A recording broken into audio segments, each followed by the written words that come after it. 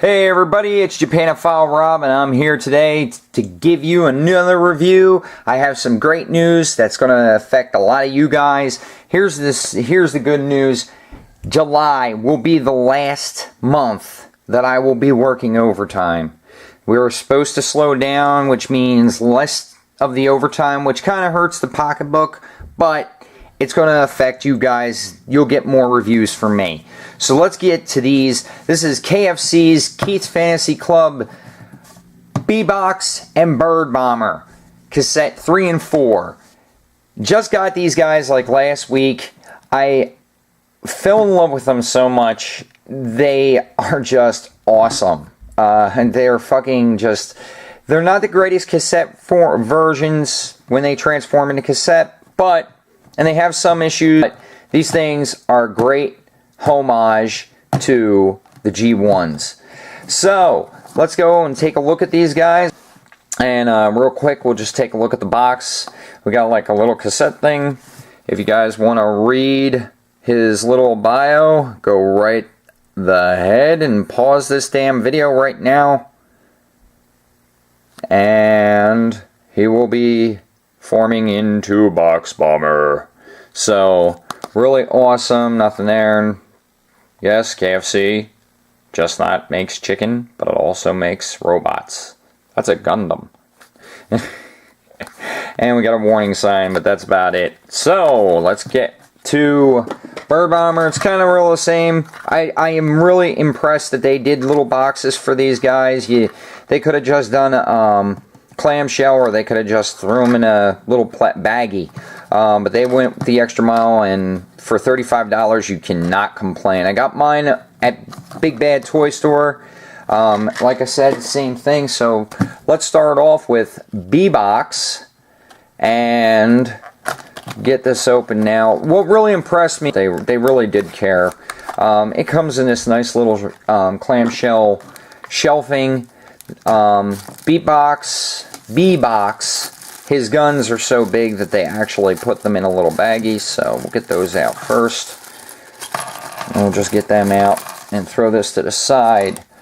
And as you can see, we have the instructions right here. And yes, they even give you a warning label for if you have a problem retrieving your tape from the chest room of Soundwave. Yep, there are some issues. So, as we can see that, now mine came with 2 B-Box cards, but they come with a little baseball kind of card. The same thing is, it's just the bio on the card and the box shot, so pretty awesome. But I got 2, so one's going to stay with the box and one will stay in a little one of those little protectors, and I'll have it in the display case with it, with the figure.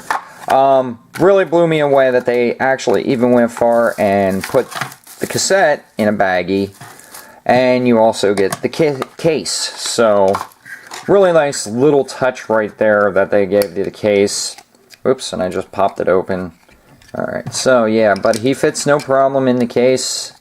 Okay, he's a little snug, but he does fit. A little snug, but he does fit. And I'll do it with him, but we won't do it with Birdbomber because they're basically the same size. But real quick, size comparison to the Masterpiece Laserbeak and to the G1 Laserbeak. Now this is not the original G1, this is actually the commemorative one. But you can see, and yeah, you do see that there is a lot of gapping. You know, there's really nothing that pegs into this guy. So there is no pegs. He kind of just folds up real nicely, and you know, and I think the ball joints, they actually just pop him out. But otherwise than that, he is a cool figure. And we're not really worried about the cassette mode too much because we're all here for the combining mode with him and with Birdbomber. God, so many B's. So anyway, nice molded detail there. Ooh, and there's his front. Got the little cassette you know, thingy where the tape is. But let's get to transform him. First off, it's real simple. Flip out the arms, fold out the hands, just like that. These legs actually just bend backwards like this. These go straight down, just like that. You can position them any way you want. You can actually bend these outward if you want, and then just rotate the feet so that they will go flat on the table. And then this just flips over like that. This goes like that, just like that, and then you flip out his head, just like this. And his head's really tight, so you gotta kind of, and then it's on this hinge, but you'll see that that's for the transformation. Let's just take a look at this sculpt on that face and the paint apps. Really nice paint apps on it, so really cool. And yes, he does stand very nicely, and then you can just get him the way you want. We'll get this nice and down and get a nice close-up. Now his guns, very nicely molded detail. They actually have a rocket on them. That's pretty neat. So, real nice molded detail. And they just go on right here, right in these holes. And they're very tight, but they're really nice. And they fit really, really well. Now the only complaint I have is when you transform him into his ape mode, yes, you have big robot head syndrome. So you can see that. But he sits real nice, and I don't think nobody's really going to pay attention to that because the guns do kind of cover it. Well, not really, but as you can see, sits real good. For articulation, we have ball jointed wrists and arms. He has a swivel right here. This is for rotational, for transformation too. When you combine them, they extend. But you can probably extend them for, you know, something if you want to really make them monkey arms and have them bend. But it's up to you. It's, you know, this is your, you know, you buy it, you do what you want with it. Nobody tells you what to do, you know. So he has the swivel in the bicep. He has ball joint in the shoulder, and we can see it.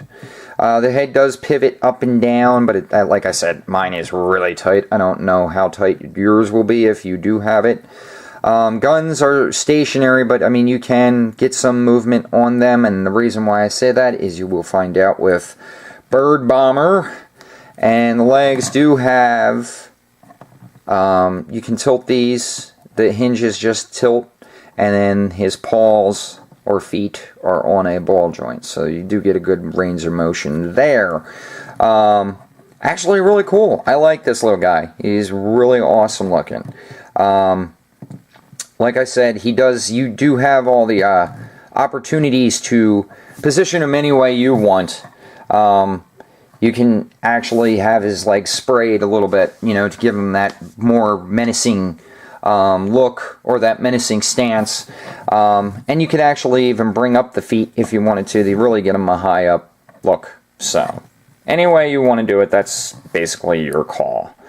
So, but awesome little figure. I like him a lot.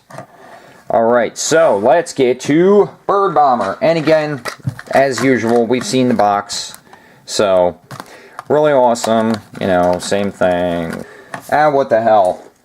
So, there we have Birdbomber, and we have, whoa, Laserbeak, you're falling apart, MP13, and the commemorative G1, or, well, you could just say he's a G1 because it is the G1, but that's basically, you know, and he does not have the tape thing just like that, but so this, we'll just say that's the back, here's the front, there you go. Voila. Alright, good enough. So we got some comparison there. But they're about the same size. I mean, taking a look at the MP13 cassette, you can see he looks a little thicker, but that could be by a smidge. But there we go. So how do we transform him into bird? Okay, well first off, this is going to be a difficult one because to get his head out, and I'm going to start with his head because it does take a while. That's the only downside that I have, is getting his head out is a bitch. It is such a bitch, and you can see I'm starting to nick up his neck here because of trying to pick it out. This thing comes in handy for this kind of stuff because it has a pointy thing. There we go. So we start off with the head. And then what we go next is this is the one that has the pegs. There are 2 pegs. There is a peg right there. And then pegs right in there. So how do we transform him? Just bring out the wing. Bring out this. Mine likes to pop out every so often, but that's okay. Same with that. Bring out the wing. That one's tight. There we go. And again, same problem. It just does not... Okay, there, we got it. Bring out the tail fin and pull that out. And then come over under here and swing out the feet. And that is Birdbomber. Which personally, if you ask me, he looks like a vulture. So, I'm going to go with vulture or a condor. But you can position his feet anyway and get him in a stance. But there you go. Now, his guns. This is what's cool. If you look at this, looks like a head to a cassette. You know, when you would put it in a tape player. Put it in there. Right here. Just got to line up the teeth to this, and this locks it in place. And they go in nice and tight, as you can see right there. Let me see if I can move that. There we go. Grab a light just for you guys to see that it does. See how that just fits right in there? Real nice. There he is with his weapons, and we'll bring his feet down here, and then we'll go over his articulation, which you're kind of looking at me and you're kind of looking like, wow. He has a lot of articulation, a lot. You can make these wings go any way, any which way you want to, but gorgeous, lots of molded detail all over him, from the wings, from up top to the bottom. The head sculpt is really nice with the green eyes. So, but yeah, really awesome looking figure. So with articulation, you have, this actually is on a ball joint, as you can see here, ball joint. You got a swivel in this wing right here. This is on a ball joint. This part right here, and this is on a ball joint. His head is a ball joint. Heck, you can see the ball joint. Same with this side. Yeah, the tail is on a ball joint, so you can position the tail any way you want. And the same with the feet are on ball joints, so you get a lot of motion, range of motion with this guy. Before I combine them, let's do a real fast comparison here. So, Laserbeak and Birdbomber, there is a comparison to those guys, and as you can see, Laserbeak is bigger, but Birdbomber has a hell of a wingspan. You could probably get Laserbeak. Nope, that's it. That's the farthest you can get Laserbeaks. Birdbomber's probably just a little teeny bit more, probably like 1/8 of an inch or so, but you can see they measure up pretty well. The same with this guy. I don't have no other cassettes besides, oh, who is it? Ravage, but I don't have Ravage on hand right now, so I apologize for that, guys and gals. So there is Laserbeak, and there are all 4 of them, all situated, so. But as you can see, they all measure up about the same size. which I think is really awesome. But I don't have Ravage at hand, so I apologize for that, guys. And it's not the MP Ravage, it's actually the first gen commemorative one. So there we go with that. Now let's get on the transformation of this guy. So we'll start off with Birdbomber, and I'll bring this down so that we can get a nice close-up and you guys can actually see what I'm doing. And I'll move him out of the way so nobody gets focused wrong. Alright, so the first thing is, well, first thing, let's get the guns off, because we're going to need them for later. So we'll take off the guns. Alright, so first things first, fold these in. And then you want to spin the top, the one that's closest to the hip. Twist it this way, because you want that ball joint to be opened here, so you got plenty of motion. And then you want to do that here, so you got a knee joint now. You'll still have that swivel, alright?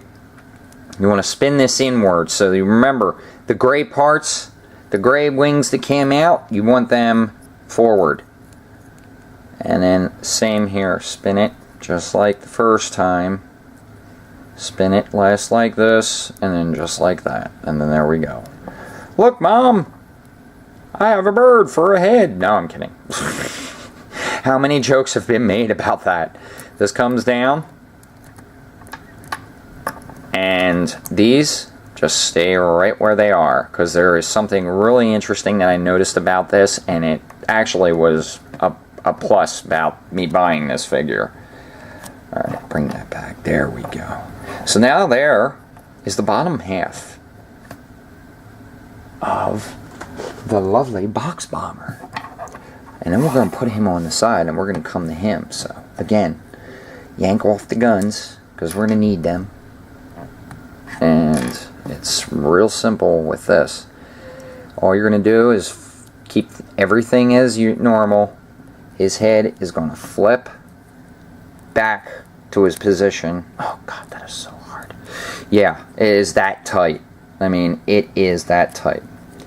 These are going to come down. Now what you're going to do with these is you're going to bring them to the position of how far they go. You don't want to go too far, you just want to get them just like that.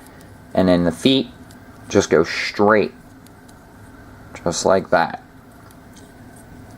Then, this whole arm, what would you call this, arm fixture moves up. Just like that. All the way to the top. Same with this one. Up to the top. Alright. Then, extend this. Now, you don't want to extend it too far, but they thought about this. This is an engineering thing that I love. If you did pull it out too much, guess what? It just pops out. You just put it right back in. So that was a nice thing. A lot of companies I know have not done that, and then you break it, and then you're going to be crying. Then it's going to be crazy glue time. But it does extend, and then you hear a click. Well, that was a very dead click, but still, you get the point. Now, final thing. This. Right up. So where his head used to be the B-Box's head was... There. That made some sense now.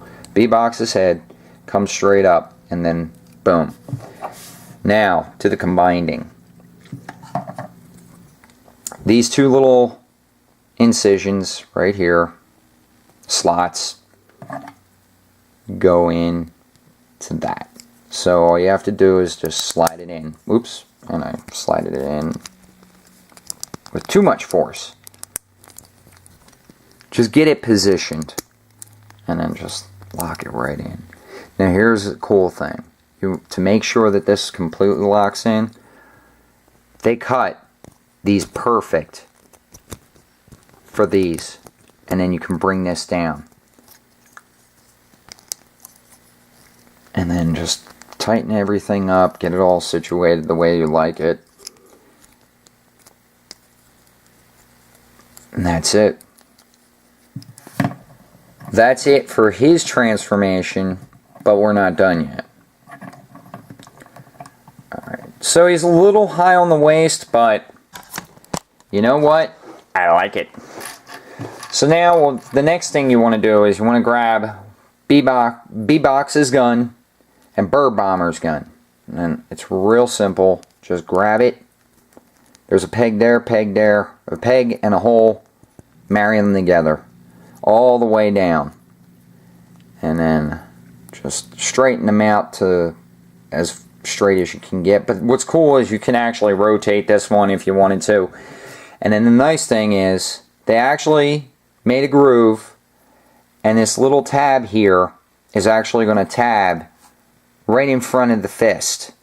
So it's gonna actually almost lock into the fist, if you can see that. And then this just goes into the back, and then boom, right like that. And there you go. And you can see that it's right behind the fist. If I fold the fist, you can see that goes right into the fist there. And lock that in. Same thing.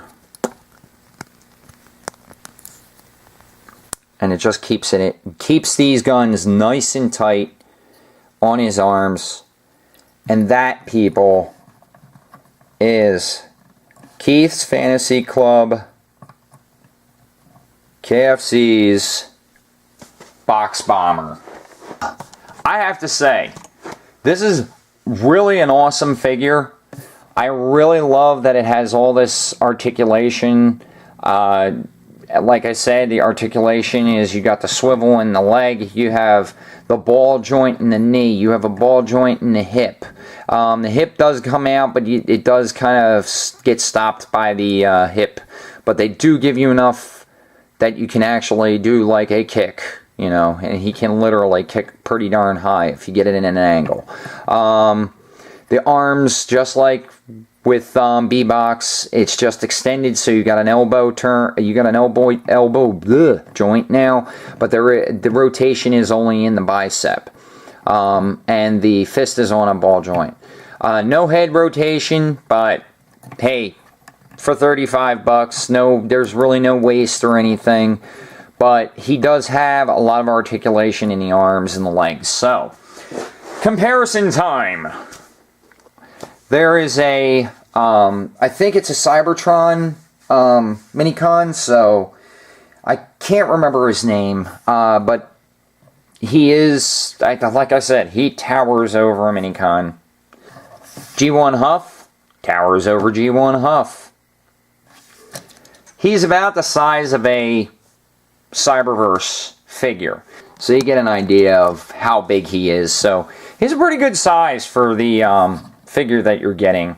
Now, I understand $35 when you can buy one, you know, you can buy him at the store for $15, but that's what happens when you're with third-party, when you do third-party Transformers, and I'll tell you, still, really awesome figure. I like this guy. Real quick, I will let you know, I had no problem. I'm not going to show you because it actually went a little insane and it took me forever. This is the commemorative G1 Soundwave. I had no problem with both of them fitting inside here, but that's because you can actually pull this out all the way. Both of them fit in there, no problem, but I did have problems with B-Box. On the other hand, I had a lot of problems with the MP13. B-Box had all these problems of trying to get them out. If you're going to put them in your MP13, make sure that's all the way pushed back, because if you have this all the way up and you put him in there and close him, you're going to barely get the door open, and then you're going to be sitting there for, I think it was 5 minutes I sat trying to get him out. I literally almost had to rip rip an arm off to get him out. But Birdbomber, I had no problems whatsoever with both MP13 and the G1 of getting him in it and out. He actually was very smooth. But like I said, I didn't really do any footage of it. I did mess around with those. But again, for $35, this is not a bad buy. There are some issues, but they're very small. This was actually one heck of a great figure. I I have to give it to KFC. They did a really good job. I hope they come out with the quote-unquote good guy Combinder. I forget his name, what the G1 names for these two were. I don't know if it was BoxBomber or not, but yeah, bring more, Keith's Fantasy Club. Seriously, I want more. Bring more of these. I would love to see some originals too. So, again, thumbs up for Keith's Fantasy Club. This is it. This is all of it. This has been Japanophile Rob. Take care of yourselves, and I'll see you on the flip side. Ciao.